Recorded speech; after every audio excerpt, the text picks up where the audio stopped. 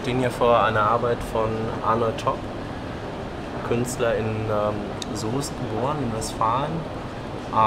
Später einer der ganz wichtigen Sturmgalerien in Herwart Waldens Galerie Der Sturm, Deutscher Herbstsalon 1913, epochale Ausstellungen, Künstler wie die Blauen Reiter-Künstler, aber auch die italienischen Futuristen, natürlich Klee und Chagall, gehörten bei Walden zum Standardprogramm.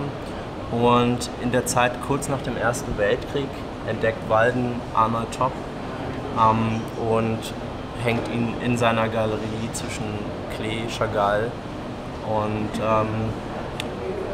anderen Künstlern in Ausstellungen. Und Topp gehört in der Zeit zu den wichtigsten Künstlern der Galerie, Herwart Walden. Ja, das ist eine Arbeit, die ist 1918 gemalt, also genau in seiner Spitzenzeit, und gehört zu einer Gruppe vielleicht von 12, 15 Arbeiten in der Qualität, die überhaupt existent sind.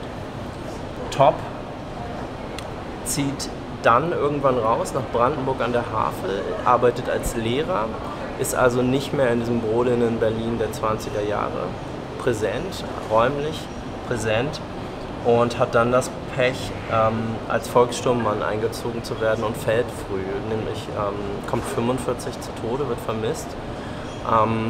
In den Abwehrkämpfen an der Oder, sprich, er überlebt den Krieg nicht, kurz gesagt, und hat dann keine Chance mehr. Sein Œuvre geht natürlich auch verloren, wie das so ist.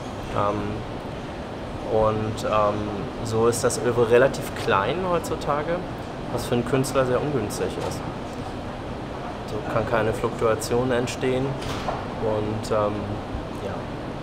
Die Galerie Derda beschäftigt sich mit Avantgarde-Positionen zwischen den Kriegen. Er ist immer sehr Bauhaus-bezogen. Das sind einfach die Anfänge. Das Bauhaus spielt eine überdimensionelle Rolle, weil das einfach eine Keimzelle der Moderne des 20. Jahrhunderts ist. Von da ausgehend Avantgarde-Stränge, die häufig Nischenpositionen sind, sich aber glücklicherweise in manchen Fällen dann auch zu Standards entwickelt haben. Aber das ist viel zu wenig der Fall.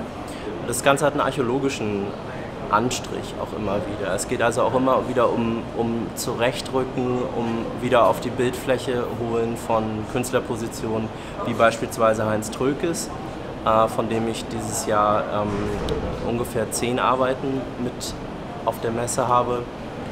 Sehr bedeutender Künstler der zweiten Hälfte des 20. Jahrhunderts und auch für die Stadt Berlin, aber nicht nur. Und da die Galerie in Berlin lokalisiert ist, auch ein bisschen identitätsstiftend. Okay.